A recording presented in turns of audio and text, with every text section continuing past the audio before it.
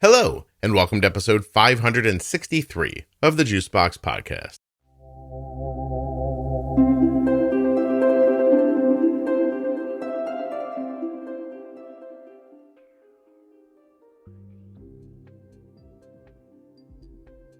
Today's show is with Heather. Heather is the mother of a child with type 1 diabetes. She has an amazing accent. She's a ton of fun to talk to. That is all I need to tell you. Please remember while you're listening that nothing you hear on the Juicebox Podcast should be considered advice, medical or otherwise. Always consult a physician before making any changes to your healthcare plan or becoming bold with insulin. Are you a U.S. resident who has type 1 diabetes or a U.S. resident who is the caregiver of a child with type 1? If so, please go to t1dexchange.org/juicebox and take a few minutes to fill out their survey. When you do, you will be helping people living with type 1 diabetes and supporting the Juicebox Podcast. It's super simple to do. It's completely HIPAA compliant, 100% anonymous. The questions are not difficult. It would be a big deal if you could do that. t1dexchange.org/juicebox. Okay, thank you very much. Settle in and listen as Heather and I have a right proper chat.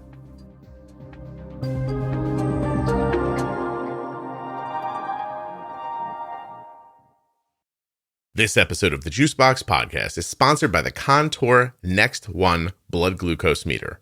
Please go to contournext.com/juicebox. When you get there, you will learn all about Arden's blood glucose meter, which in my opinion is the greatest one that I have ever held, used, or counted on. contournext.com/juicebox. The podcast is also sponsored today by TrialNet. TrialNet offers free T1D risk screening.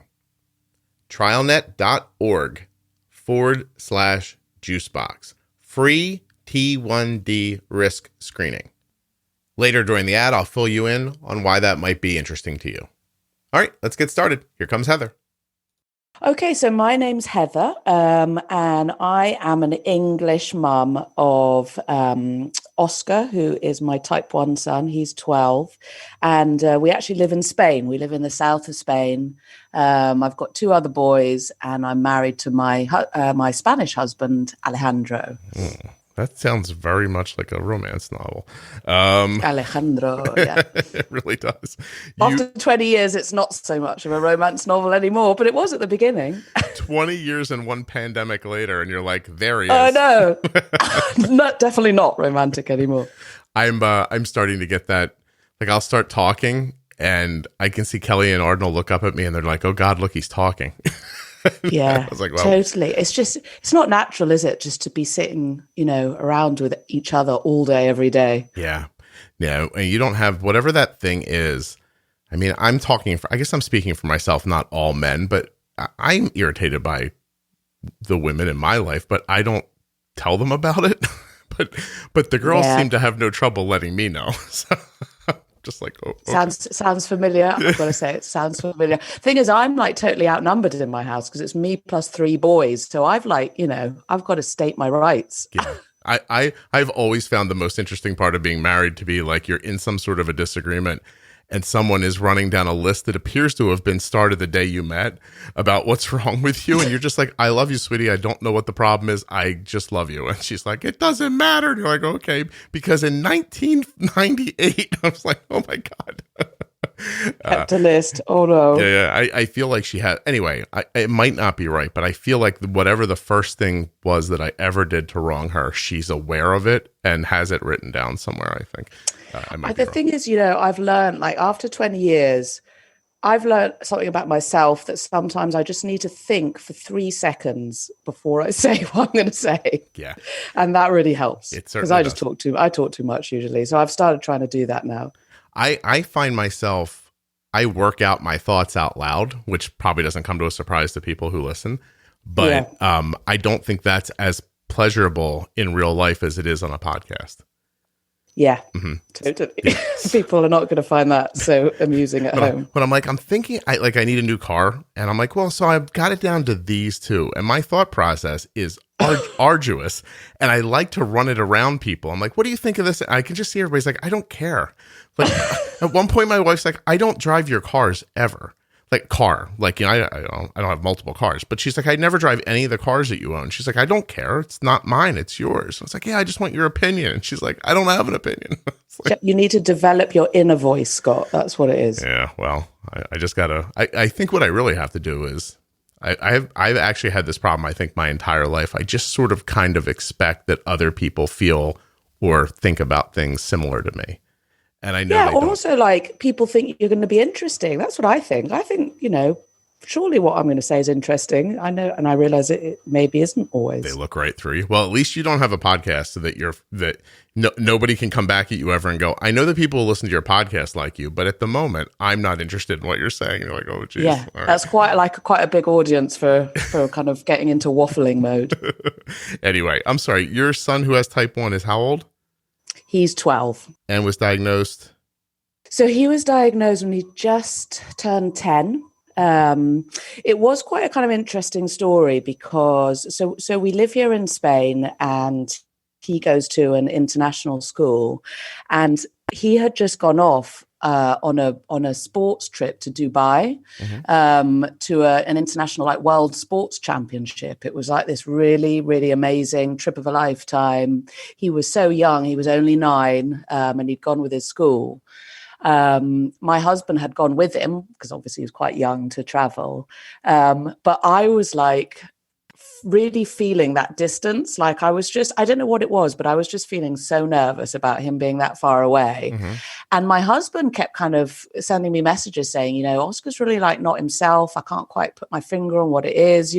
Obviously he was in a hot country and he was doing like athletics and football and these different sports. So we didn't quite know. We didn't know if he was just not kind of adjusting to the climate out there, but obviously it's hot where we live as well. And I just felt something was wrong, like a mother's kind of instinct. And he's normally like really just, doesn't get stressed and upset about things. He's really resilient. But he was sending me these kind of homesick messages and, telling me how much he missed me and just seemed off. Mm. And when he got back, we were so lucky because we picked up on what was going on really quickly. So, he got back, and I'd say the second night he got back, he got up twice to go to the toilet in the middle of the night. And I don't know, I'd heard about symptoms. I can't even remember where, but I just kind of knew what they were. And I said to him the next morning, like, Oscar, have you been like thirsty lately? And he said, God, I'm so thirsty all the time, Mum. And I went, right, we're going straight to the hospital. Wow. And he obviously was, diagnosed straight away. We had to go in an ambulance to the hospital in a bigger city close by. But they said you caught it so early that he wasn't even that like unwell. He seemed fine. He'd played like a football match, the day before.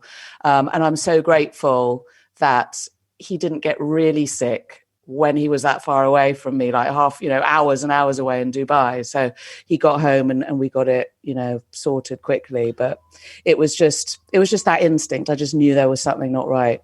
Quick question, and you don't have to be super specific, but I feel like everyone listening is going to wonder if I don't ask.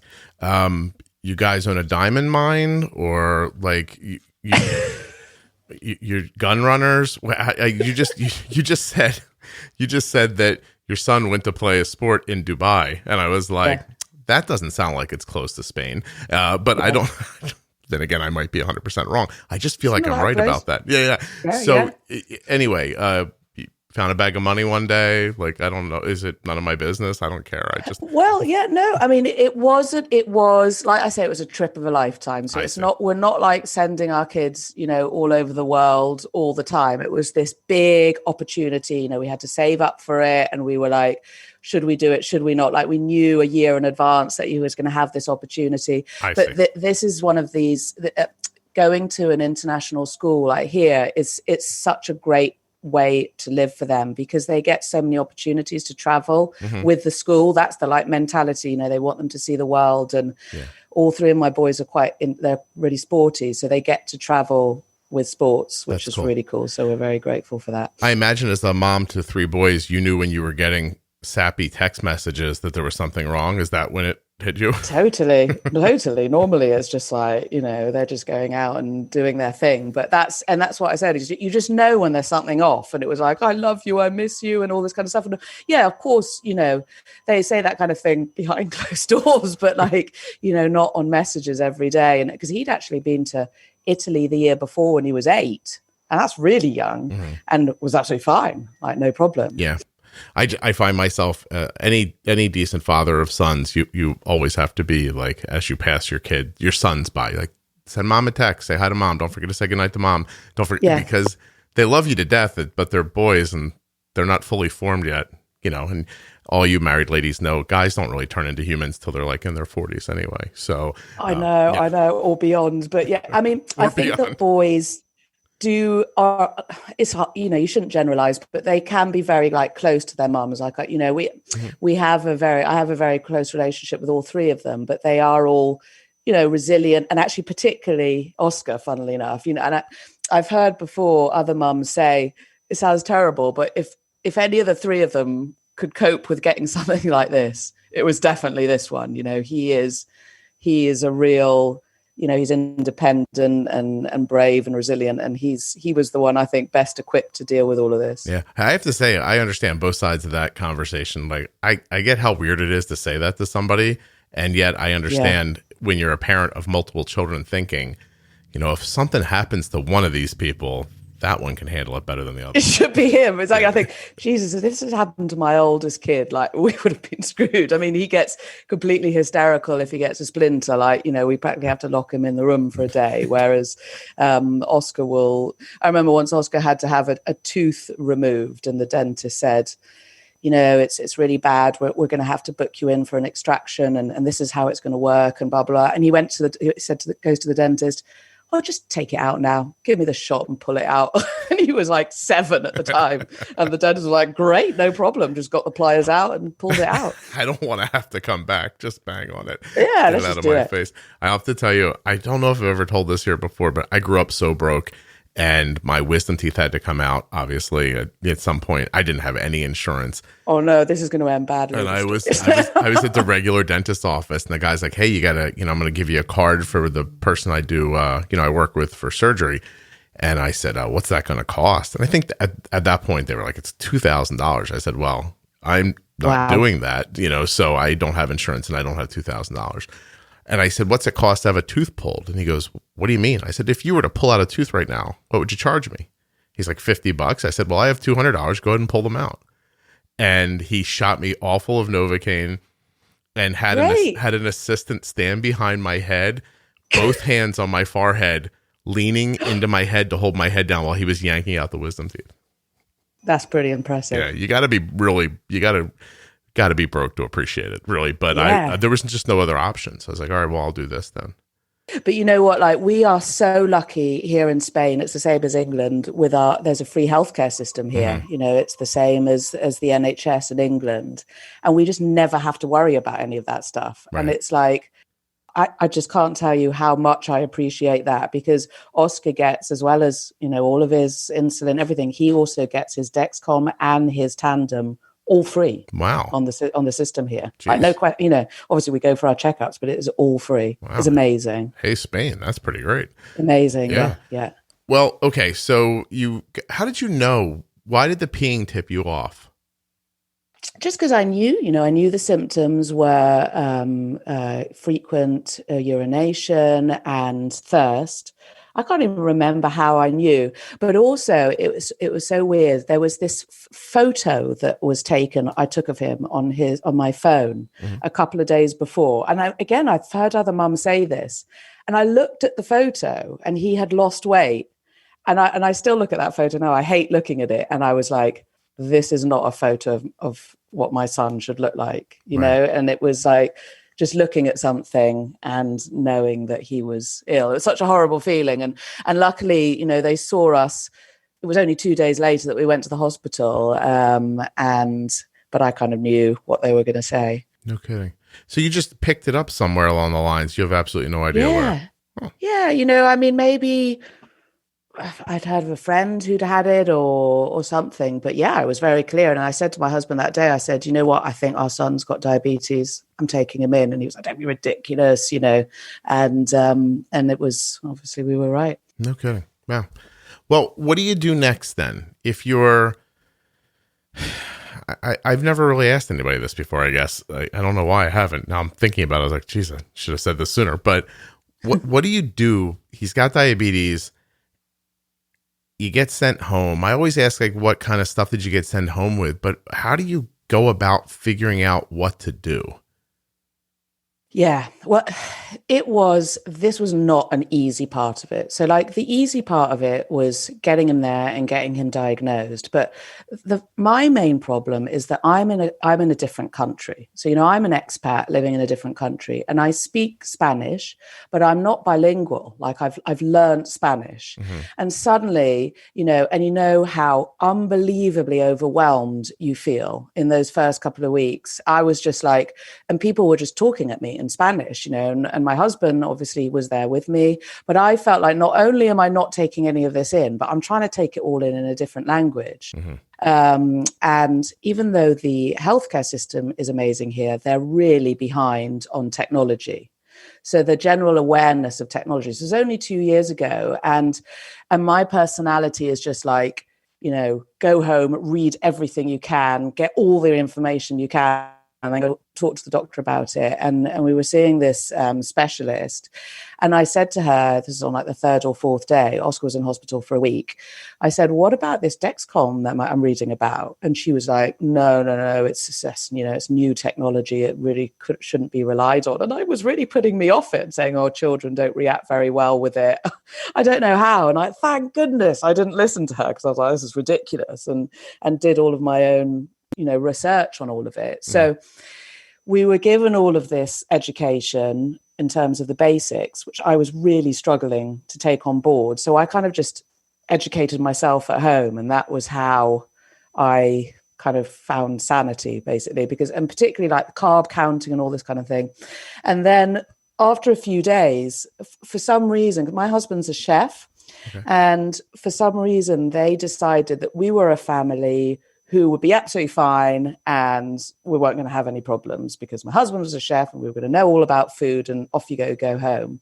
And didn't really get much support after that. We'd go for our checkups every 3 months. I'd still not understand what they were talking to me about.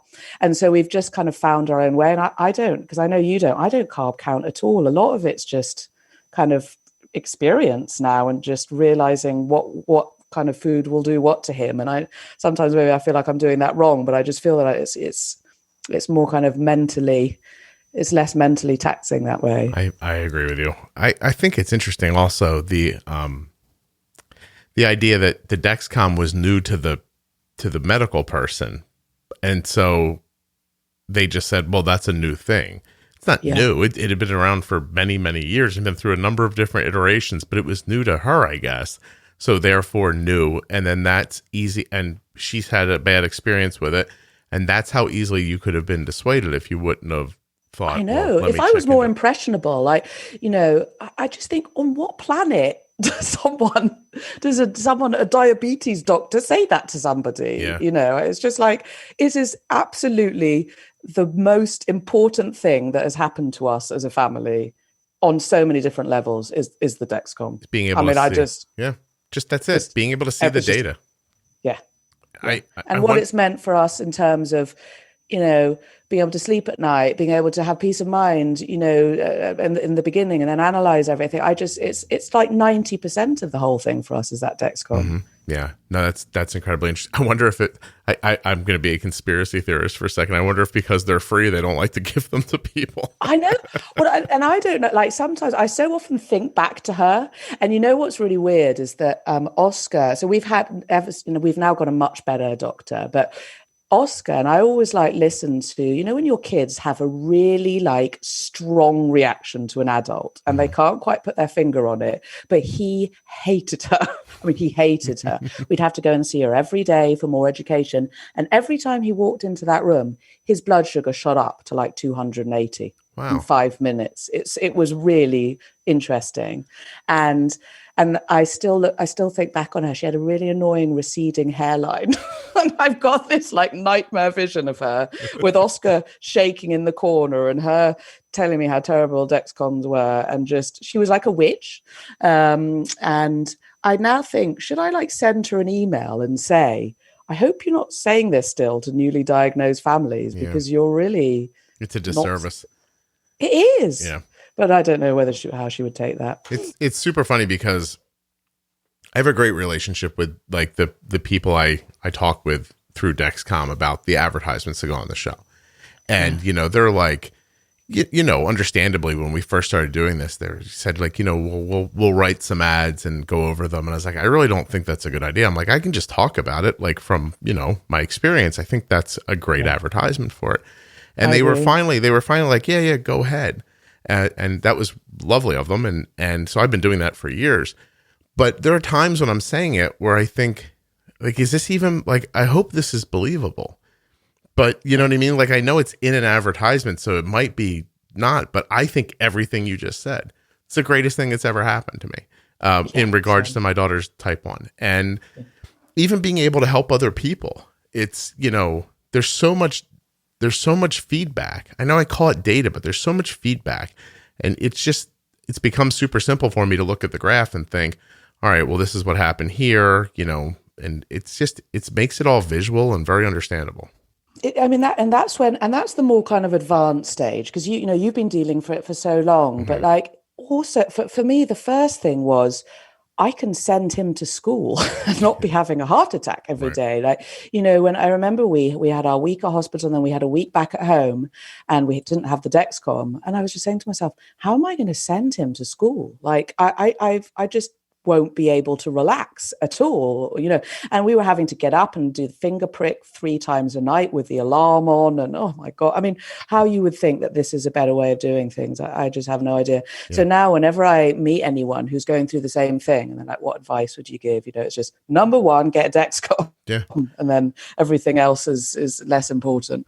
It's just very true. I feel like I've run out of ways to say it. Like there are times where the music pops on and I want to say to people, just go buy it if you can. Like if you can afford it, get it. There's no reason that you wouldn't want to. And all the other stuff. I react to it so strongly because I was told not to get it by someone who was in a position of power. So I just, it's kind of annoyed me ever since. That happened to us with Arden's Omnipod when we were pod shopping basically, and a nurse told me, very similarly to you, like, you don't want that. She actually used those words. You don't want that one. I said, why not? And she just rattled off a bunch of stuff that none of it ended up being true. And then they apologized to me a couple of years later. And you don't know why or where it comes from. And that, there's no point analyzing it. Like we've had really good experiences ever since. And like I say, I'm so grateful to the Spanish healthcare system, but it was just this one woman. And I like, I hope she doesn't keep doing it. Yeah. No, you have to see the difference between an anecdotal, somebody speaking to you anecdotally and somebody speaking to you factually. And I don't think that's hard to discern. Really, because if somebody has a bad experience with anything, it doesn't mean you're going to, and it doesn't mean they used it right. You could ask all kinds of questions. People love to put online, it's a picture of their meter and a picture of their CGM, and they're 35 points off of each other. Like, well, I don't understand which one to believe. And I sometimes say to myself, well, if I was you, I would believe the Dexcom over the 11th ranked blood sugar meter from 2015. And also look at the last 15 minutes in your Dexcom, which you're not going to be able to see, and you can see what angle the line's going at. I mean, like for me as well, my Oscar does a lot of sports, and I feel like I can sit on the sidelines of a football match and just completely enjoy it, because there's so many times where he sits. So we have his low alarm at about, I don't know, 85 or something when he's doing a match, because we know then that he can just stop and have a banana or something like that. And it means that the biggest thing in his life, which is sport, has carried on, and we haven't had to worry about it. Okay, during this ad, I'm going to talk to you about TrialNet and the Contour Next One blood glucose meter, but I'm going to start with the glucose meter. The Contour Next One blood glucose meter is easily the greatest blood glucose meter that I've ever used. That's no kidding. I'm holding up my right hand as I'm saying that. It is incredibly easy to hold in your hand. It is small enough to transport simply, but not so small that you can't use it well. It has an incredibly bright light for nighttime viewing, and the screen is super simple to see. It also has second chance test strips, so that if you don't get quite enough blood the first time, even though it doesn't need a lot, if you just don't get quite enough, you can put more on without wasting the strip or impacting adversely the quality of the test. It also has an app, if you so desire, and it can send all of its information over to the app so you can look at it later. Now, if you don't want an app, doesn't matter. Meter works just as well without the app. Great app. If you want it, don't want it, no bother. Contour Next One blood glucose meter. I'm going to keep saying this. We don't pay enough attention to the quality of the blood glucose meter that we have in our pockets, our purses, our bags, and hidden around our house. There's no reason for you to be using an old, busted up, janky meter that's giving you inaccurate testing. Get yourself a Contour Next One. They're very affordable, and in fact, maybe less cash than you're even paying now for your blood glucose meter through insurance. Check it out. That's all I'm asking you to do. Go to contournext.com/juicebox. It's an incredibly comprehensive website that will answer all of your questions. There's links in the show notes of this podcast player and links at juiceboxpodcast.com in case you can't remember. contournext.com/juicebox. It's a great meter. No BS. Here's something else that's great. TrialNet. TrialNet offers free type 1 diabetes risk screening. Okay? All you do is go to trialnet.org/juicebox to get started. Now, this is a little bit of an explanation, but I'm going to give it to you. TrialNet is available at no cost to relatives of people with type 1 diabetes. TrialNet risk screening identifies T1D in its earliest stages, often years before symptoms appear. Early detection allows you to take steps to try to change the course of the disease. There are prevention studies that are testing ways to slow or stop the disease's progression, and you could be eligible for those clinical trials. For people who take part in those clinical trials, the risk of diabetic ketoacidosis, or DKA, which is a serious and potentially life-threatening condition, drops from 30% to less than 3%. Here's who's eligible. You qualify for free risk screening if you are between the ages of 2.5 and 45 years old and have a parent, brother, sister, or child with type 1. You also qualify if you're between the ages of 2.5 and 20 years old, if you have an uncle, aunt, cousin, grandparent, niece, nephew, half-brother, half-sister who has type 1 diabetes. And you also qualify if you've tested positive for autoantibodies outside of TrialNet. All you have to do is visit trialnet.org/juicebox, answer a few quick questions to see if you're eligible, and then you will join the thousands of T1D families who are on the pathway to prevention. When the website asks you how you found out, make sure you say Juicebox Podcast. Okay, so now you're wondering how you get screened, right? There's a couple of different ways. You can have delivered right to your door for free an in-home test kit. That kit provides everything you need to collect a fingerstick blood sample from the safety of your own home, and then you can just ship it back using the free FedEx contactless home pickup. Or if you'd like, TrialNet will send you a lab test kit that you can take to a Quest Diagnostics or LabCorp location and get a blood draw right there. That, of course, is also absolutely free. And in some places, there are TrialNet locations that you can visit. So those are the three ways you can do it. You will receive your screening results in 4 to 6 weeks. If the results show that you are in early stages of type 1 diabetes, TrialNet will schedule a follow-up visit to see if you are eligible for a prevention study. TrialNet.org/juicebox. Make sure you tell them I sent you.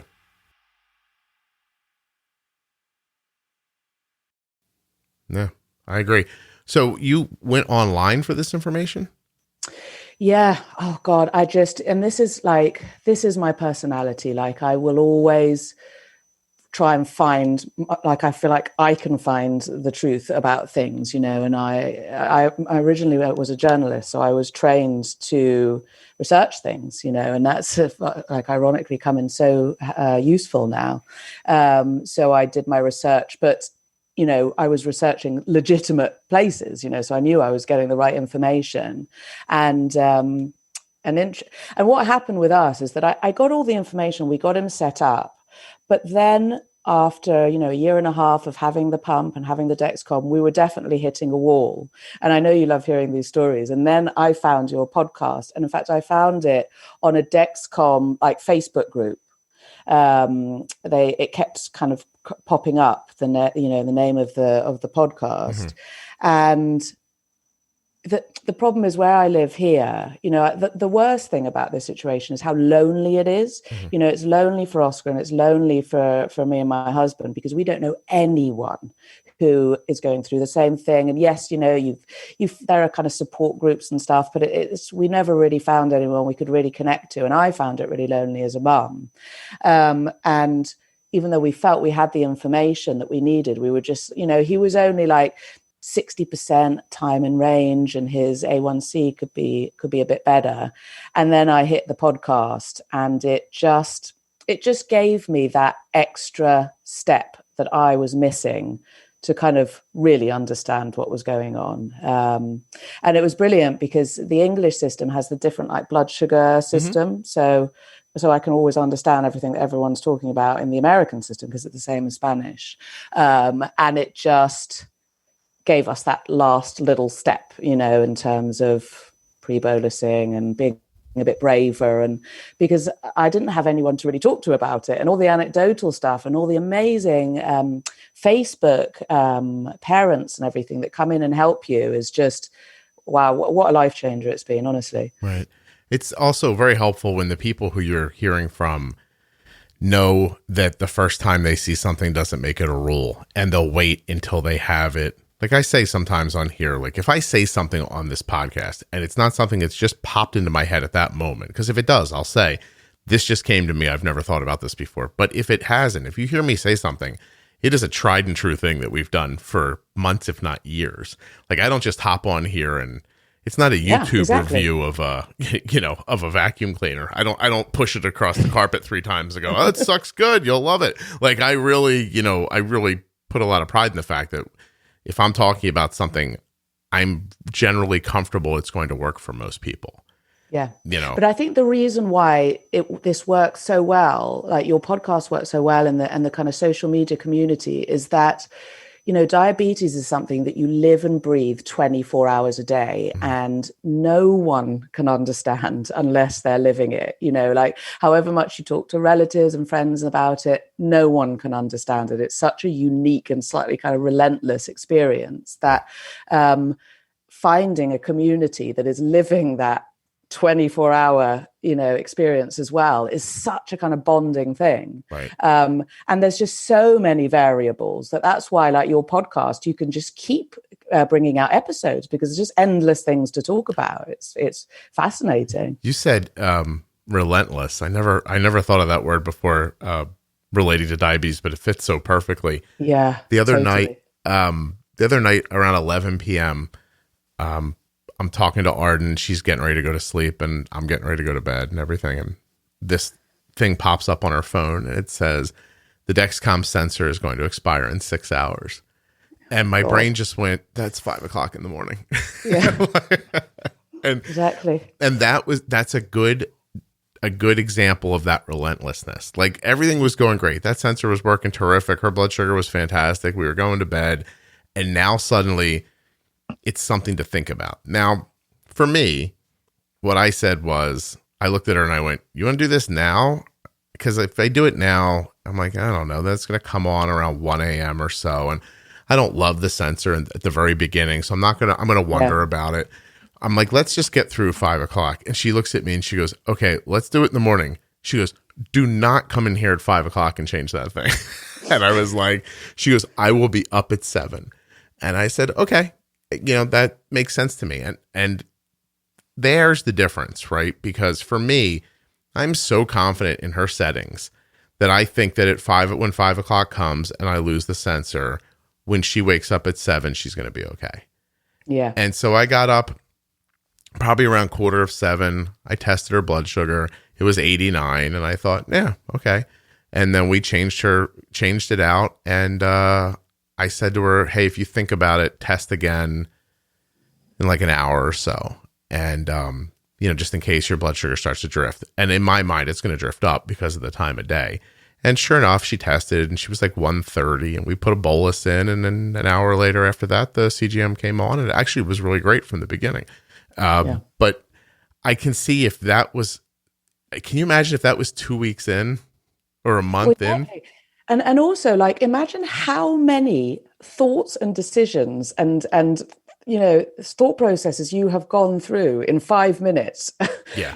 And that most people just go to bed, they have a glass of wine and they go to bed and that's it. Whereas you're thinking, right, well, what happens in 5 hours and should I do that? And this is what your brain is going through 24 hours a day. You just never, like, I have this weird thing where I go to sleep at night and I always wake up an hour after I go to sleep practically every night going, what have I forgotten to do?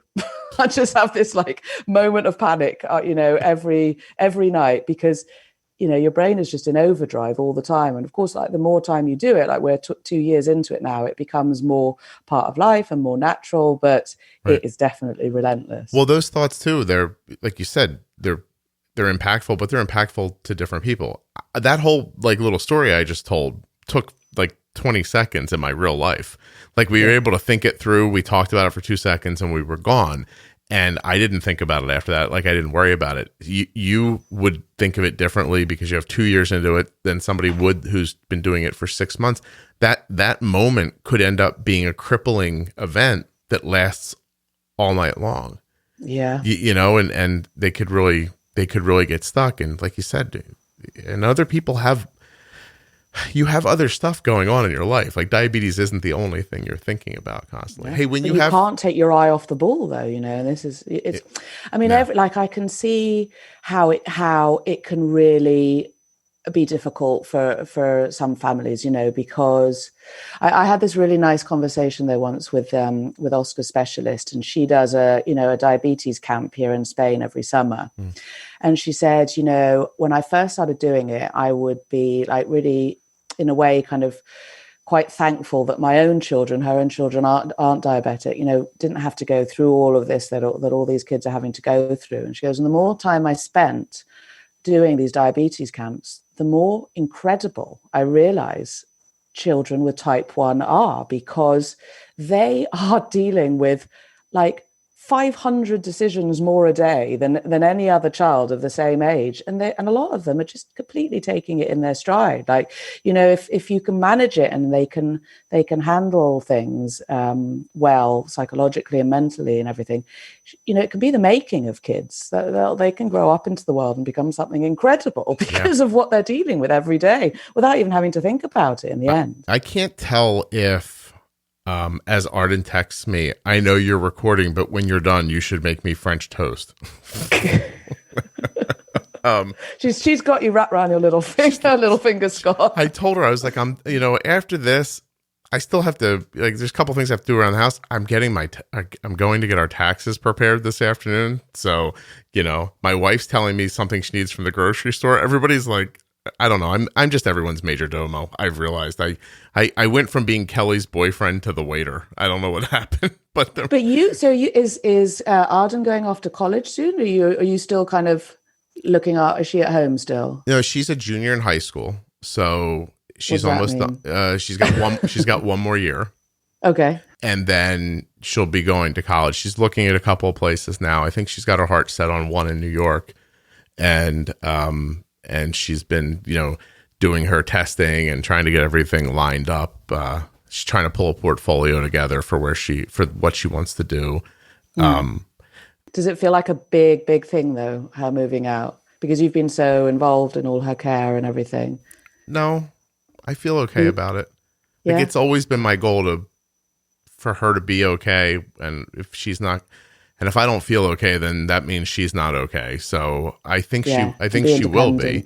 And I think also these algorithms are getting more and more plentiful in the world through insulin pumps, which are going to help a lot for people who have the stuff. And we have it. So I think that will be valuable. I'm really excited to get Omnipod 5 and try that. And there's that's the one that's going to be like Control IQ, right? Yeah. It'll be very similar to that, which should be out anytime now. And you and I are talking in April of 2021. So it's possible by the time this comes out, our conversation, it will exist already. I think between that and what she knows, I have some fine tuning left, like management fine tuning in her head. Like the other day, she was on I'm going to take care of this today. And I was like, all right. And I didn't say anything to her. And I watched her blood sugar go from like 80 to 140 to, 90 to 130. Like, you know what I mean? And I said to her at the end of the day, I took a screenshot of her 24 hours and I just showed it to her real quickly. I said, hey, I'm not breaking your balls or anything. I'm like, just look at this for a second. You didn't pre-bolus one of these meals, did you? And she's like, how does she react to that? Because you see, when I kind of tell Oscar off, he gets so pissed off with me. Well, I didn't tell her off. How you say it? Yeah, I just said to her, look, I'm not coming down on you. I just want you to understand that no matter how good our settings are, if you don't pre-bolus this food, this is what's always going to happen. And she didn't feel well. And I said, I think it's why you're not feeling well right now. I was like, you're really accustomed to stability. And then I think the day or so later, I said something kind of sarcastic about it to her, just to kind of bring it back up again. And I joked with her, and I was like, seriously, just pre-bolus. I think I said like, hey, don't forget to pre-bolus this, or but things are going to go like the say other day. it in exactly the right way, because Arden's obviously older. Oscar is really like hormonal, kind of a bit kind of moody at the moment. And you have to, it's so important to like get the balance right, where you're not constantly busting their balls. Yeah. But you are like what we tried to do with him. He's a really independent kid, in general. And, he's only 12 and he does it all himself. So he calculates his own boluses. He changes, obviously asks me first, but he'll say, I think I need to change my basal rate, to this amount. That's amazing. At this time of day. He's really, really smart with this stuff. But it means that like his time in range is maybe 5 or 10% less than it would be if I was doing it. But I prefer that. I prefer to have that like independence with him, so that as he gets older, he feels like more ownership over it all. And but I also know that if I start going at him too much, I just worry that he'll rebel, and he'll go into like kind of. I am always walking on that line. Like I am very, very cognizant about not starting arguments about things that aren't worth an argument. And I have a really clear idea of like long range versus short range goals. Yeah. So I'm never trying to win today's skirmish. Like I want to win the whole war. And what that should look like, by the way, is one day my kids don't hate me. Yeah. Exactly. And they're doing okay. And they don't know that they're doing okay because of what I helped them with. And also, like, you'd be, I think, well, if it wasn't this, I'd be arguing with them about something, it's like, you can't, I think sometimes you can kind of use diabetes as an excuse, and sometimes think, he's being really moody, it must be his blood sugar. And then I think, well, actually, no, he's 12, 13, he's probably just being moody, so was my older son at this age. But like you say, I don't want it to affect our relationship. I'm kind of like always analyzing. I just don't want diabetes to change his life. That's what we try, and I want his life to have been as similar as it would have been if he hadn't had it. Right, especially knowing that it's going to on some level, and you're just trying to not let it on it. And listen, I don't want to come off as like Arden and I have never disagreed. Like we disagree plenty, and sometimes I don't say something the way I mean to. I mean, a great example is sometimes I'll go out and come back a half an hour later and her blood sugar will be 50 points higher. And sometimes I'm very good about coming in and handling it. And there are other times I just walk in the house and go, hey, everything can't go to hell because I left the house. I know. I say that all the time. Right. and then I'll be like, because you just sounded like me then. That's so weird. Well, because it's not fair to me. Like you're basically telling me that your health and welfare depends on me not leaving I can't do that, and by the way, it doesn't have to be like this. You could have paid attention to this. And then that's when it's like, I didn't hear my phone beep. And I'll say, I think you have it silenced. I didn't want to hear my text messages. I'm like, But what will happen? Like, say, for instance, does Arden wake up? This is what I worry about college, even though it's much further off for us. Does she wake up to alarms in the night? No. So what would happen if her alarm went off? I'm assuming she'd die. No, right? I know. I feel so much better. Yeah, I feel like I've tried to help you with that. No, I mean, I don't have the answer to that yet.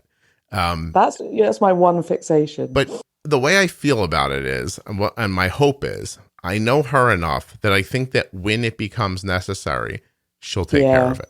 I think there's a comfort now knowing someone else has my back, and I don't have to hear that and wake up. Now, if I'm wrong, then I guess Arden's got a diabetes buddy, and it isn't going to be me because I don't hear those alarms very well either. It's my wife. All right. Or she'll have to have a roommate, I guess, what if the roommate doesn't wake up? It'll be like a bad, like rom-com. I'll have to pay somebody to be her friend and never tell her. Yeah, check her. I met Becky on the first day, and she's amazing. I was like, "Yeah, you just bumped into her. That's great." Oh my god! No, I genuinely think that as she gets more mature, she'll just have to take care of it better. I also think the algorithm does a pretty good job. I mean, I have to be honest. Since looping, which I don't imagine is how Arden's going to manage things that far into the future. Meaning, for my money, it's funny. I think. All right, ready? I think that loop algorithm is probably the best software that I've ever seen on the planet for managing insulin. And at the same time, I don't think that it's reasonable to think that my 18, being 19, being 20-year-old daughter, who's not really very good with her computer, is going to want to use an insulin pump that requires her to be an Apple developer and download software and load it onto her phone. Like, I don't think that's something she's going to do. So, yeah, that's one of the things that I've been because so many people are just evangelical about looping, and it's terrific. It's interesting how you, because it took you a while, didn't it, before you started looping? And sure, somebody badgered me into it, actually. I just feel like we haven't even got Control IQ here in Spain yet. We are really excited about getting it because Oscar tends to go too high too much rather than too low. But I don't know whether it's going to change things that much because of how many variables they are. I don't know. We'll see. But I'm much more excited about that lovely Spanish guy that you had, Dr. Leon, wasn't it? Francisco Leon. Wasn't he lovely? Yeah. He was so lovely. I emailed him after listening to the podcast. I sent him this email in Spanish, and he was so lovely. He said that because Oscar wants to do a project on this stuff, and he said, he's going to let Oscar interview him, but that incredible. That's where my kind of heart lies is that stuff that they're talking about. I think Control IQ, great, but it's nothing compared to what we're hearing about. And the specialist, Oscar specialist, who's very kind of experienced. She's in Malaga here in Spain. She's really watching all of that stuff. And she said to me, by the time Oscar goes to university, he won't even know he's got diabetes. She's really positive about it. So, all these fantastic things are happening in the meantime, but I think that's the big prize. The way I see the progression, first of all, here's how I've never owned an electric car in my life. And I know that the next time I get a car, if I can afford it, I want an electric car. Like, I see the progress there, right? Yeah. And there's been a tipping point, and that's it. I think of diabetes the same way. Like, in my mind, things you should be hoping for short term are algorithms that stop you from getting low and help you from spiking too much over, 180 or 200. And then you can intervene to do better than that. You hope that insulin gets quicker and lasts less time. Like, hopefully they can keep engineering insulin to come online faster and not still be around 4 hours later if you don't want it to be. Yeah. I think you should hope that cannula material gets better and people work on adhesives and stuff like that. Yeah, like exactly. The physical equipment. Right. And because they say there's going to be a patch at some point that you'll just be able to slap on your arm and it will do it all for you. I can't even imagine that that's true. I'm saying, like, I always am about, like, reach for the things that are attainable, keep moving forward. And when something gets that much better, leap with it. And, and then the thing from is, there, you've been at this for a long time, though. Like, I think that what I believe. Well, sorry, I'm kind of interrupting myself. But the interesting thing is when I tell Oscar everything that's going on, he isn't interested because he's like, "Well, Mum, that doesn't help me today." And actually, I understand that. Whereas I'm like always obsessively reading off what's happening in the future and everything. And the sad thing is, so many people over the last 20, 30 years have been promised a cure, haven't they? And they've and people tend to say, you shouldn't think about this, and it's just going to drive you crazy and things. But the stem cell stuff now is such science can go in kind of leaps. It can slow down and go fast and slow down and go fast. And I think that science now is in a massive acceleration phase. And I think that's what is coming from stem cells. So I don't think it's unwise to get excited about this, like maybe it would have been 20 years ago, Right. No, listen, I stay in a very hopeful frame of mind. And I think too, for a 12-year-old, what does a macro view entail for a 12-year-old, like the last 10 days? Exactly, so they can't pull back far enough to see any of it. I just thought that what Dr. Leon was talking about seemed attainable. And with technology that exists now, which I always think is important, then it's scaling up to, to being able to get it to people that becomes the bigger problem. And I have talked about that with a number of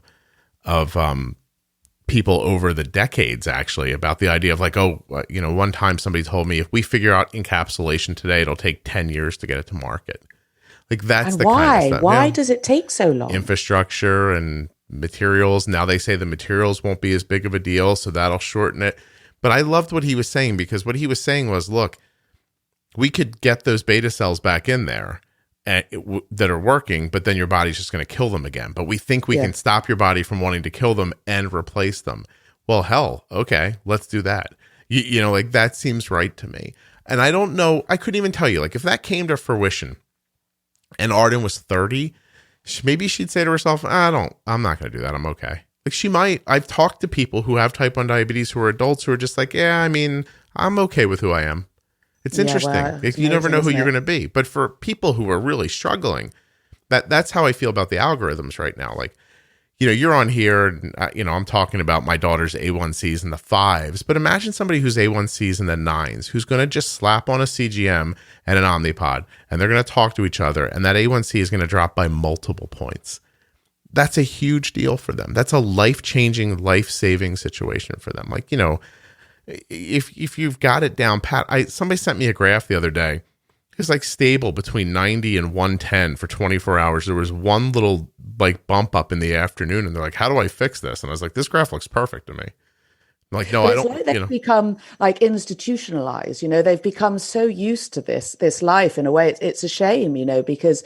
And the interesting thing is because what you're saying is that it's the people with diabetes themselves that are sometimes happier just to get on with it. And it's us as parents who are always like desperately trying to think of a solution, like we always are for our kids, and we're always trying to like solve all their problems. Yeah. And I guess it's such a different perspective than when you're going through it yourself, and it's, both has its difficulties, like being the parent or being the patient. But right.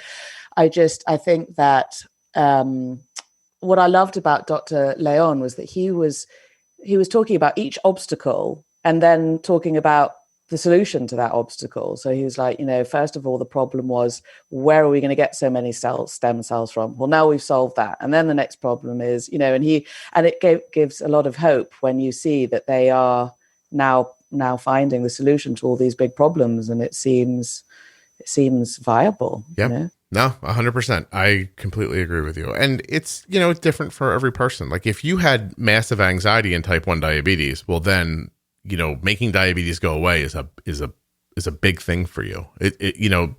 It's everybody's living with different stressors outside of diabetes too. And there's two halves to it. There's all of the technology and the management and all of that stuff that takes, so much of your time. But then there is the feelings around it, which is just as big and important, and how to manage it. And, like these days we're so aware of our children's mental health, and gosh, does it like add a whole extra level to your child's mental health when you think, okay, he's having to deal with all of this as well. So it's like, it's double worry. And I worry just as much about how Oscar feels as his health. Right. You also have to worry about things impeding you that you don't even know exist. Like you said earlier, what if you just would have believed that Dexcom was a bad thing and just gone on your way and never thought about it again? And what happens to people who fall into, oh, you have to eat exactly this way, or, it becomes incredible, because the place where you can get good information, you could also get bad information from. I know. And that's, it could be so kind of devastating. Yep. I mean, luckily we live in an age where we can do our own research, and we can go into social media and online, and sometimes that's not a great thing, but so many, finding the support and the community that I've been able to find as a type 1 parent online shows how incredible social media is. I mean, it's made me feel part of a community. Like, I've had some really difficult moments over the last few months with Oscar, where, he had one like really bad low in the middle of the night, and I can't remember other things. And I put those experiences on your Facebook group. And normally I would have no one to talk to about it. I might speak to my mum about it. I might speak to my best friend, but they'd be like, oh, that's terrible. They don't have a clue. Yeah. And just being able to, and you put things up, and within half an hour, you've got 50 replies from people who know exactly what you're going through. And not only that, they're there for you. They're rooting for you, like, you're doing great. And that is just priceless. And that is social media at its absolute most incredible, right. Bringing communities together like that. That Facebook group for the podcast is specifically good at that, because it was built from a foundation of people who I think already listened to the podcast. So everybody had a similar idea of like, you can actually do this, and here's a way to do it. And, support is important. And then as the word got out that it was a valuable group, and people started to kind of pour into it who didn't come through the show, there's enough of a mix there of the people before and the people after to keep acclimating everyone in.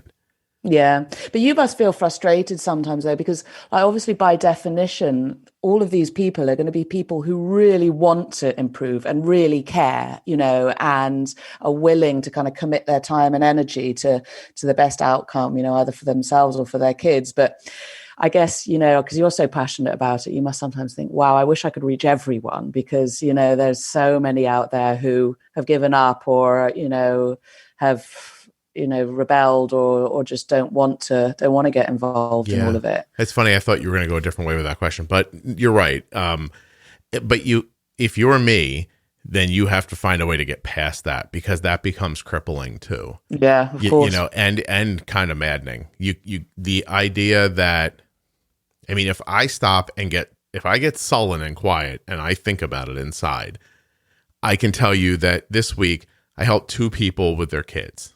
Aside from here, and you'll never hear about them and that kind of stuff. And their graphs are crazy, and they're pulling their hair out, and then now they're not. It only took me probably a couple of hours for all of them. But I can't. That's what you got to focus on. Yeah, but I can't do that for everybody. And if I stopped and wondered about how many kids are living like that right now, it would be overwhelming to me.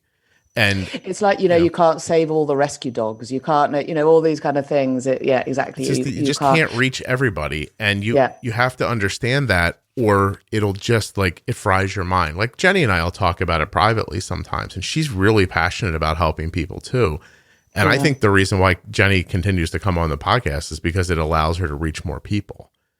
And absolutely. And the ripple effect, and this is the thing, it's not like, for instance, you're talking to me, I'm an English person living in Spain, you in the beginning, you probably wouldn't have thought you'd reach someone like me, but it's just the ripple effect, again, the power of social media. And it is such an incredibly positive thing. You've probably saved people's lives. I mean, it's an amazing thing to think about. Oh, it's weird for me to talk about it, but I'm very happy that the show is what it is. And I'll tell you, the first month I had a blog in 2007, the first piece of correspondence I ever got from somebody was from somebody from England who said that I read your blog and it's helping my family.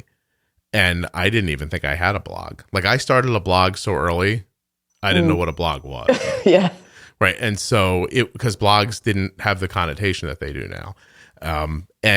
But so I saw the reach, and that was amazing.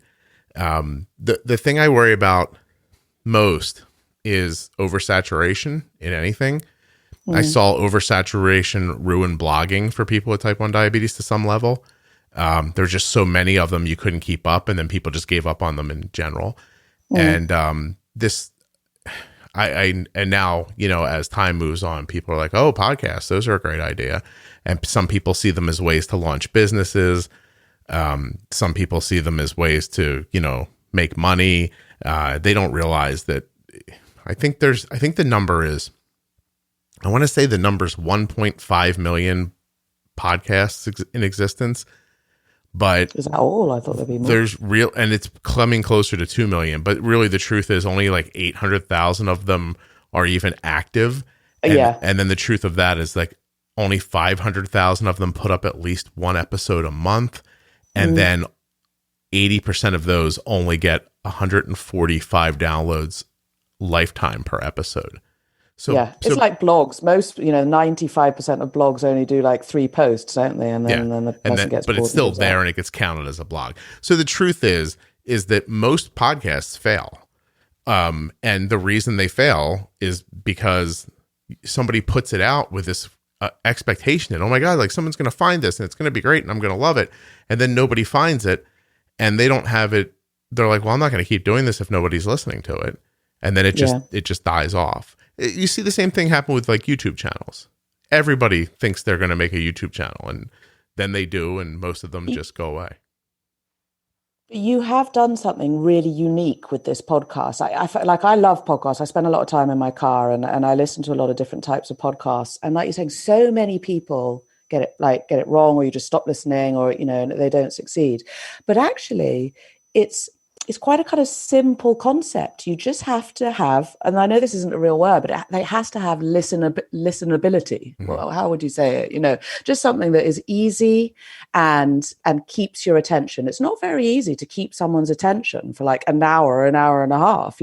People read like newspaper articles and they only have about 3, or YouTube videos, they only have about 6 seconds to keep someone's attention. Right. So it is an incredible skill that you've got to keep this level of interaction and interest and everything. And I will happily sit and listen to the podcast for a couple of hours. And I can't say that about hardly anything. I can barely watch a film all the way through, So you have really done a great job. And I think also it's because there's a good mixture of things as well. It's like just people like me who are just chatting about normal life, and then there's experts, and then there's people who are talking about the technology, and that's a really good balance. But it's the best podcast I've ever listened to. Well, I appreciate that. I try really hard to make it listenable, and I also get lucky in a couple of places. Right, I have a deeper voice that helps.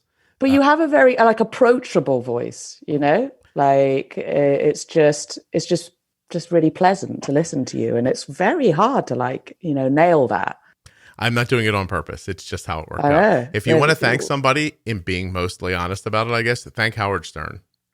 Yeah, because I've been listening to Howard Stern since I was in middle school. Yeah, and I've only seen his most shocking moments. That's how I would know how Howard Stern. But the way I think of him is a person who is incredibly interested in everyone's story and gives them all equal weight. I've heard him interview a stripper in the 90s with the same interest that I heard him interview Paul McCartney about being in the Beatles. Exactly. Right? And people pick up on that, because people don't want to be lectured. So they don't want to sit and listen to someone just give them a whole bunch of instructions. And these days it's all about authenticity, isn't it? It's, not the perfect things going on Instagram, and they just want authenticity, and they want to be able to relate to someone. And who better than someone who's lived and breathed this, since their daughter, she was very young, wasn't she, Arden, when she was diagnosed? True, yeah. And who cares about it, but listens to other people and shows, how many times have you sat around and tried to have a conversation with someone and they just talk about themselves for an hour and then they leave the conversation? It just seems to happen all the time. And it's, it's just balance. So nice. I appreciate it because it's a tough balance, because I'm trying to be entertaining and informative at the same time. And so there are times where I have to pump out what I know about diabetes. And so sometimes I have to interject in a conversation to tell a story about Arden or something that happened here so that the people listening will get the idea. And sometimes the person telling the story is hitting all the right notes so I can let them go. Yeah. And I don't know if, I love it when you have people on who don't like you. It's so funny, or haven't liked you, and and you're just kind of like being a bit self-deprecating and not, you just hit a really good tone with them because I'm fascinated by that. Like, I'm trying to win them round, but I'm not going to be too obvious about it, and still like defending yourself. And they're brilliant, those ones. That guy that came on who had the bad reaction to when Jenny and I guess we talked about the Medtronic pump, and Jenny didn't like it. Like, Jenny had used it and not liked it, and he took it so personally. Like, I was like, and he was really harsh to me in a message. And like, I got that message. I don't know what most people would do when somebody's really harsh to you in a message, but I immediately answered him back. I was like, you should come on the podcast. Definitely. But, that's such a, like, for me, like, the English sense of humor is really that. Like, the English sense of humor is like self-deprecating, and they like, we like to kind of take the piss out of ourselves and things. And that's why it really appeals to me, because you just don't want to listen to people who take themselves too seriously. And at the same time, by the way, I thought he has a real perspective here that I think would be interesting. Yeah. You were really good with a lot. I listened to one recently, the woman who is low carb. That was a recent one, wasn't she? Susan. And you put it, and you put it really well. You were like, I'm not here to like judge what people's perspectives and the way they're doing things. I'm just here to kind of give a platform, and I have my way of thinking about things, and you have your way, and like, good for you. I mean, you were very respectful with her, which you could see during the podcast actually started turning her around to like, your way of thinking. So it was really enjoyable to listen to. I appreciate that. And I really mean it too. I think, and I hope that comes across, but I genuinely am interested in what she thinks. I don't care how she eats. I just want her to tell people so they can hear it. And if they might think, oh, that's for me. And then great. Yeah. There are going to be so many different ways of handling things, and there's no right way or wrong way. And I mean, I'm more your way. I just say, eat what you want and take the insulin to deal with it. But lots of other people will be different. Well, I am starting to get more and more comfortable doing this. There's part of me who thinks that the best parts of this podcast are coming still. Like, I'm getting really, really relaxed when I'm doing it. Do you think you'll do it for a lot longer? Is it like a long-term thing? I do not see why it would have to stop. As long as I see people being helped by it, I think it's of value to keep going. My imagination tells me that in a year or so, I'm going to get Jenny on the phone and tell her, look, I hate to put you through this, but I think we should listen to the pro tip episodes and then jump on the microphone and update or redo them or add to them somehow. Absolutely, because things are going to change so much and so fast over the next 5-10 years that, is going to be more than ever. People are going to want to, I mean, maybe in 5 years, there'll be a new medium, or it might be a slightly different way that it gets communicated, but people are going to be desperate for this information. Good information. Still. Yeah, and you have to be delivered in this easy to listen to, really enjoyable way. That's the secret to it. Yeah, you have to keep innovating too. Like, if you're just talking about just the podcast, you can't. I think the biggest mistake that people make is they just do the same old all the time. Like, basically, there are podcasts now that are just basically rehashing what they read on a blog 10 years ago. Or, like when people do that thing, like, it's the 4th of July, like, here's a recipe for a red, white, and blue cake that won't make your blood sugar go high. I'm like, oh my God, that is literally the last thing I would ever think to tell you guys about. Like, I couldn't. It's Father's Day. We've got a dad on to talk about. I'm like, oh, what was this? The local news? Like, it's just, that stuff fascinates me. And at the same time, I can put out something on a topic that most people don't talk about, and then I can stand back and watch over the next 3 to 4 weeks other podcasts lean into those topics, and I'm like, they never would have thought to do that if they didn't hear me do it. But that's okay. So then other people will be helped. I can't reach everybody. They'll go reach somebody else, and I'm just going to keep doing what I'm doing, which is breaking down what I think is living with diabetes in ways that are manageable and easy and healthy. And I'm going to keep trying to find new ways to talk about it. And I'll do that till I can't. But what you're doing though is you're making people feel a part of something. I think that's what the most important thing to all of this is. You're making people feel that they're part of, like a family, like we're all in this together. And that was the secret to me, when I felt really like I was lost, like I didn't have anyone around me to understand me. And when you feel like you're a part of something, that's when things can really change. Well, I'm glad if that's happening for people. I can't, to not be high-minded about it and be philosophical about what it means to make this podcast. At a very basic level, the only thing I'm really doing is I'm saying the things that I think people should hear about the topics I think they need to hear about. And it's my aesthetic and my vibe. And if I'm wrong, I'm wrong. And but I feel like I must be doing okay because it's growing the way it is. But like, you know what I mean? Like if I were to start this podcast and nobody listened to it, I would go, okay, well, whatever I was doing didn't resonate with people. And that would be the end of it to me. So I have a question for you though. So how does, for instance, Oscar he really doesn't like, I've said to him, oh, we should do an Instagram page and we should share, information stuff. He does not like being kind of identified. He's really private about it all. Of course, it's much earlier. But how does Arden feel about all of it? Does she mind, because obviously she doesn't talk on the show. Does she prefer, it to be you and she kind of gets on with her own thing while you said this recently, and you'll probably hear me say this more than once, but I honestly don't think she gives a shit one way or the other.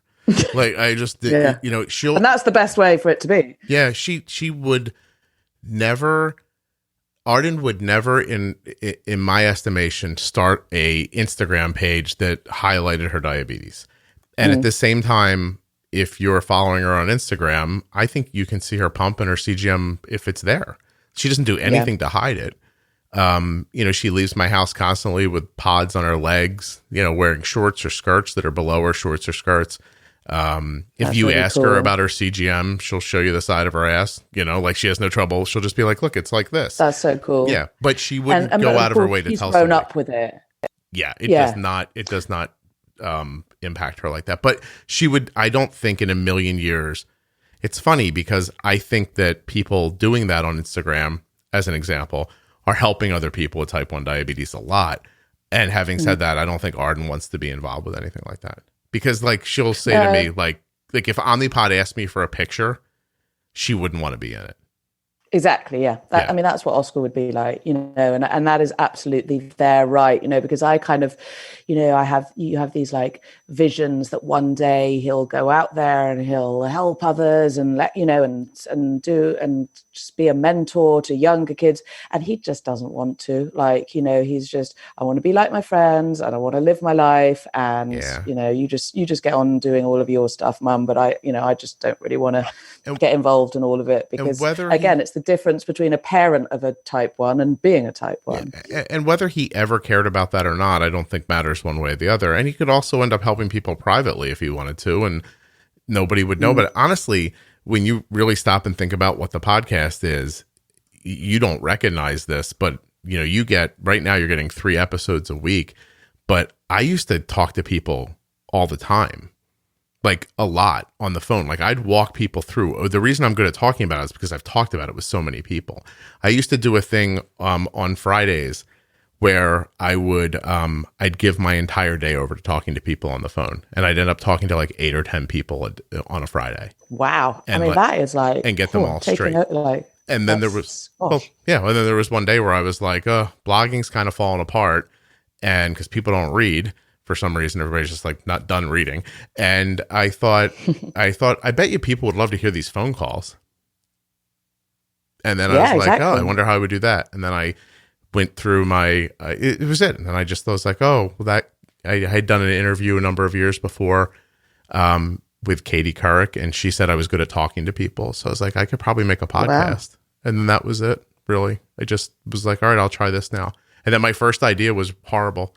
I sat down and tried to read my most popular blog posts into. Oh yeah, that way. I follow a podcast that's like that. Yep. It's this like woman who helps small businesses, and she's just reading her like Google slide presentations, and it's just unbearable. Right. I did it for 15 minutes. I laughed, erased the file, and thought I got to figure out a different way to do this. And I never put it And up. podcasts also can be really samey. So like, always the same format every week. So it's either just one person talking at you or just one person always interviewing someone else, but in exactly the same way with the same questions at the beginning, the same questions at the end. Right. And most of that stuff I give up on in the end. I don't like that either. So it's just, again, it's my aesthetic. I wouldn't want to hear somebody say, like, if you said to me, hey, there's a new feature on the podcast, I'd stop listening to you.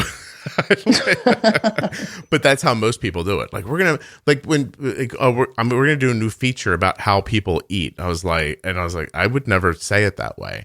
But I just get, I might have like 5 or 6 episodes about how people eat. I just get people who are very much into how they eat, and I just stay a little more in that lane when I'm talking to them. But even if you listen to those, they're not strictly about eating. They're just, I mean, I can't imagine listening to an hour about one idea. Yeah, exactly. The amazing thing is, though, is that, like, with the variety that you talk about on the podcast, isn't it incredible that you see on the Facebook group and stuff, people whose kids have just been diagnosed like the week before, and they've already found the podcast and they've already found the Facebook group, and they're just like absorbing all this incredible amount of information. Yeah. I think that's amazing. That's where I'd feel most proud, I think. You are, because that first stage, I just look back on it as absolute hell. I mean, it was hell, and just like I was falling down a big hole and I didn't know how to crawl my way back up. Mm-hmm. And if you've got this incredibly supportive, kind community there with you right from day one, what a massive achievement to have created that. Well, I am very proud of the fact that I think that people don't have as much of a lead time up to finding information as they used to. That people don't have to struggle for years before they figure something out. That's right. Like, some of the stories I love are like, I started listening to the podcast in the hospital, and my son's A1C's never been over 6. Like, stuff like that. That stuff is really cool. I haven't listened to all of the episodes, but I think one thing that would be good to hear more of, and you've done a bit of it, is more the kind of psychological side, like the feelings and the because maybe you have done a podcast on this, but I remember being told that when Oscar first got diagnosed, we were basically going through like the stages of grief, and you have to take it like that, and it was so like that. It was like whatever the stages are, anger and acceptance and all of that. And that's something I'd like to hear more about, maybe from the experts, about how to kind of manage that and how to help, your child manage it. Because, for instance, I'm very much accepting of it now, but I'd say Oscar is still going through a lot of the kind of acceptance stage, and I don't really know how to help him or how to support him through all of that.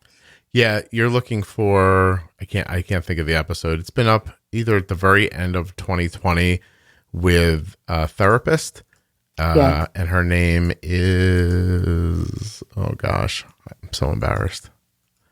That's right. I forget names all the time, but I'll write it down if you can remember. Well, her name's Erica. She's been on twice so far. She'll be on again.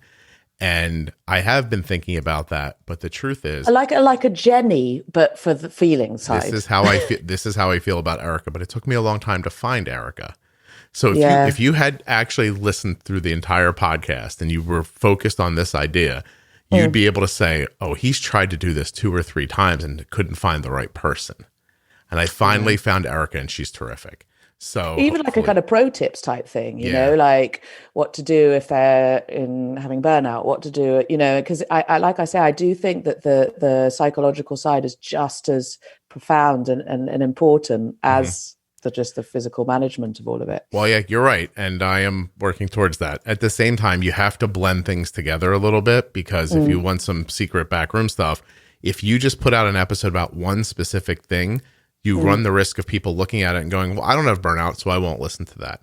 Yeah. So then they don't get the information in there that they probably need or will need at some point in the future. And there are some topics, and there are some topics that I feel so strongly about that I put them up knowing not as many people are going to listen to them as if I would have put something else up at that same time. And very recently, just at the beginning of this week, I did an After Dark with somebody who'd been sexually assaulted and had PTSD from it. And when I put that up, I know there are going to be a certain segment of people who are going to be like, I do not want to hear about somebody's sexual assault. Yeah, And but then so, then just don't listen to it. As right, long as you make it clear, that's what it's going to be about. 100%. But what I'm saying is if it's a diabetes related thing that I know you need to know, but you don't know you need to know, I have to find a way to, I got to find a way to like mix the peaches in with the green beans. You know what I mean? But like when you're feeding a baby, Yeah, you're sort of like, here, let me just make this just palatable enough that you'll get the this broccoli and mango puree. Yeah. So I sometimes, there are some topics I use that way because people will skip them if they don't think they need them. That's why when you hear me talk about the pro tip episodes, I'm like, listen to them all the way through. Don't just skip the one about MDI because you're on a pump. Like you need that information too. But how do you really talk people into believing that? And just like that, I can tell you that of all the pro tip episodes, the one about MDI has fewer downloads than the rest of them. So what's the episode that has the most downloads? The most? I got to go after this too, by the way. I'm getting up on my time here. Let me see if I can find out for you. Good stat. Yeah, the one that's been downloaded the most. I'm going to look for you, but I am not going to tell you which one it was, just so you know, or how many. Okay. Because I don't want other people with podcasts to cry. What do you think of that? Hold on a second. It's like a competition. Yeah, I don't want them to be So very the upset. Dexcom guy's not going to be happy when it's the Omnipod guy, or It is the launch episode of the Pro Tip series. Number 2. oh really? Yeah, number Because so many 210. people have gone back and listened to the first one. Probably number 210, and then actually the top 6 episodes. 1, 2, 3, 4, 5. The top 5 are pro tips. Newly diagnosed or starting over, setting basal insulin, all about insulin pumping, and mastering your CGM. The 6th most popular one is about looping. And then the next 1, 2, 3, Yeah, I would have thought that. 4. Wow. Then the next 4 or 5 are management stuff. Now here's something super interesting. Then the next ones are after dark episodes that become more and more interesting as things, and then it turns into conversations. But the interesting thing about, you talked so much recently about how much you like the Facebook group. The Facebook group is built on people who are super management focused. That's who's talking. And then I think there are people who lurk, but there are also there are far more people listening to the podcast who don't care as much about the management stuff. Yeah. So if I were to go, like if I could somehow poll everybody that's listening right now and said, would you rather hear an episode about management or a conversation with somebody? Overwhelmingly, taking into account all the people listening, a conversation just with a person would be what they'd want. But if you go in that Facebook page, because I did it to amuse myself the other day, I said, hey, you're going to get a new episode tonight. Do you want a management episode or a conversation episode? Like 4-1, they wanted management. That's such good research for you, isn't it? To be able to go in and ask that kind of thing. Yeah. But those people all think that their desires are the overwhelming desire of the people listening, but it's not true. Mostly management's not the first thing people want. But the people who want it really, really want it.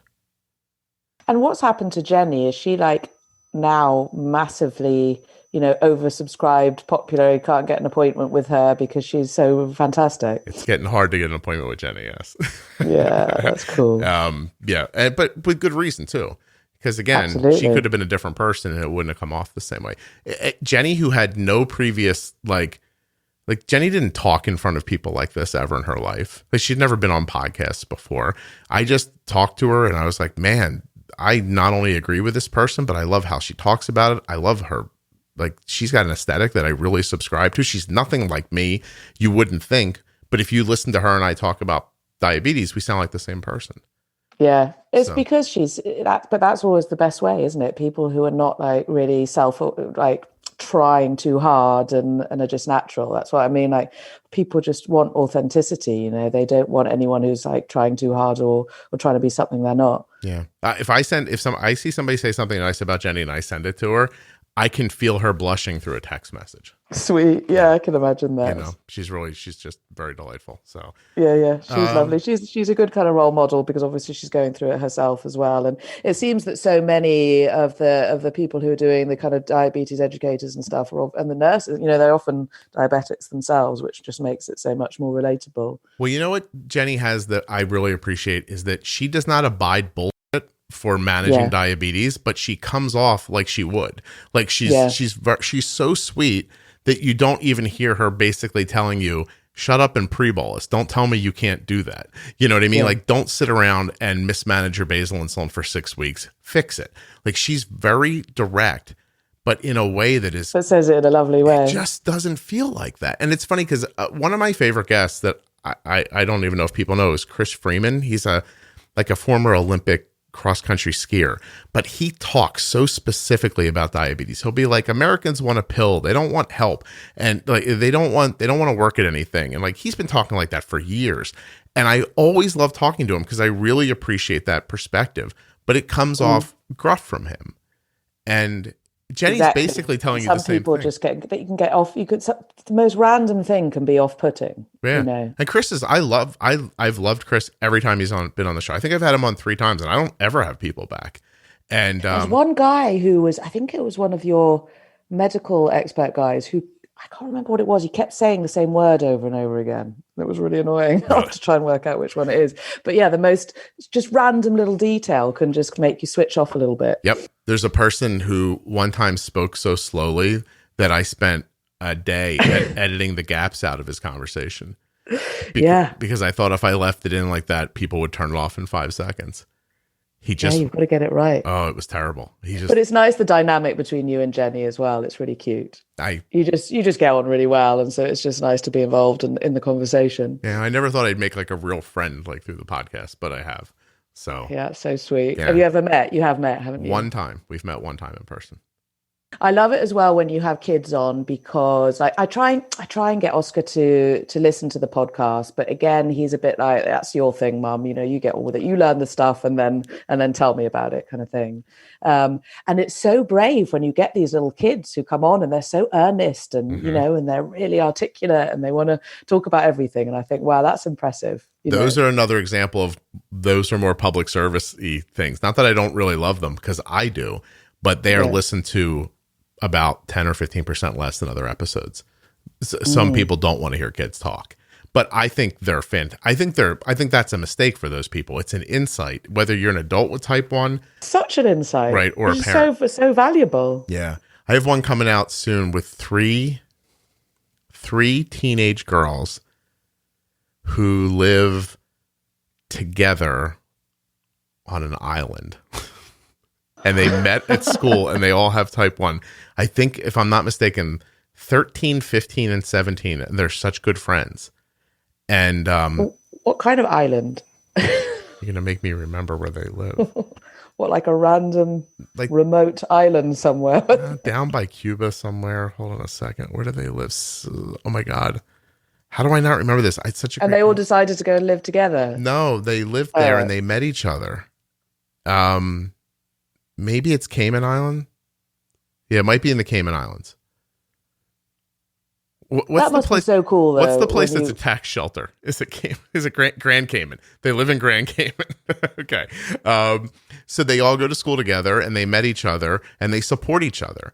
And they contacted me, like this 15-year-old girl sent me an email and she's like, I want to come on the podcast with my 2 friends.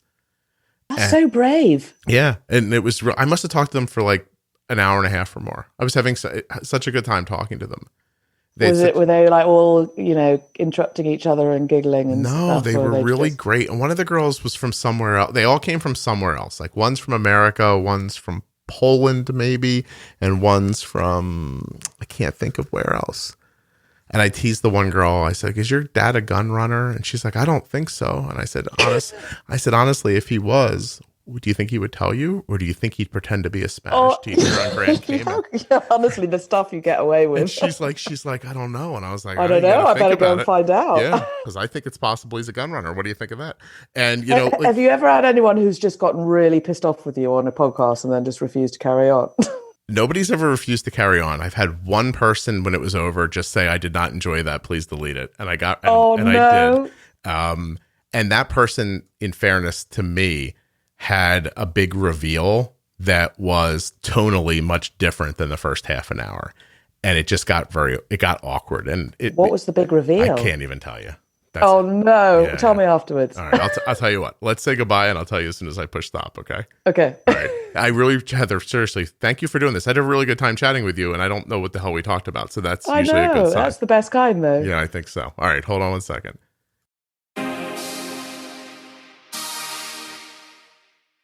Hey, huge thanks to Heather for coming on the show. I'd also like to thank the Contour Next One blood glucose meter. Go to contournext.com/juicebox to learn more about the blood glucose meter that my daughter uses. And speaking of things that my family has done, TrialNet. TrialNet.org/juicebox. Absolutely free T1D risk screening. Do it right from your home if you like. TrialNet.org/juicebox. When they ask how you found out about TrialNet, tell them the Juicebox Podcast. Thanks so much for listening. I'll be back soon with another episode of the Juicebox Podcast.